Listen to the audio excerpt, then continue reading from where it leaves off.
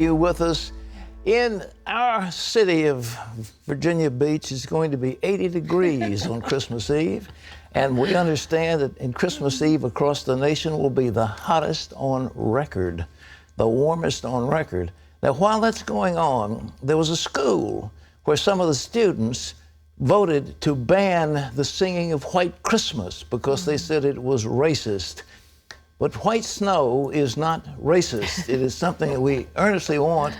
And the story about Holiday Inn was that if this inn didn't have some snow, they went out of business. And that's why they dreamed of a white Christmas rather than a bleak, non-white Christmas. But we're not going to have a white Christmas. It could be a green Christmas because all the money you'll be saving on gas.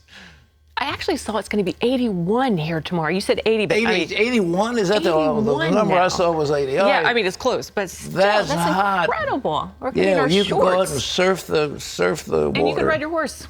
Oh, of course, like ride the horse in 30 degrees, but 80 will make it a little bit better. Okay. Well, for many families, traveling to Grandma's house is going to be messy, though, with lots of rain and some severe weather in certain areas. Paul Strand has more from Arlington, Virginia.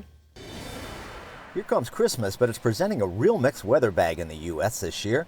With gas below $2 a gallon all over the country, and with warmer temperatures than usual covering half the nation, it's easy to understand why most folks are choosing to hit the road this holiday. 100 million Americans will be out there driving around. Not only will many drivers be free of nasty ice and snow on the roads, they'll likely have more cash in their pockets. Lower gas prices mean each driver saves some $550 this year. 1 year ago, I had to put around $50. Now, maybe with 36 or $38, I fill it on my car. We could see prices drop another 25, 30 cents in the next month. But the lower prices and higher temperatures on the East Coast don't mean all the holiday news is positive.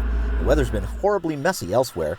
3 drivers were killed in a 10-car pileup on a foggy road in Arkansas. And dangerous storms with threats of tornadoes are bursting out in the Midwest. So if you're there, you might want to hunker down today. Everywhere else, if you're driving, buckle up. During the Thanksgiving holiday period, we worked for 4 fatality accidents, and they were all basically the same wreck. One vehicle goes off the roadway, rolls over, driver not wearing a seatbelt, driver gets ejected. Out west, great gobs of snow have buried Washington state. Drenching rains hitting many other places.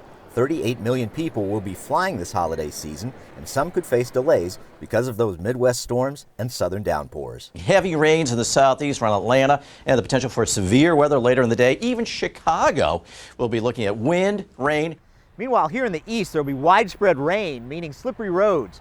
And with so many more people traveling, that means a lot more tricky traffic to deal with. Finally, the warmer temps mean a vast majority of Americans will miss out on the delight of a white Christmas. I'm dreaming of a... not this year. Paul Strand, CBN News, reporting from Northern Virginia. Paul, you're a good man, but you'll never make it as a recording artist. I'm sorry, buddy.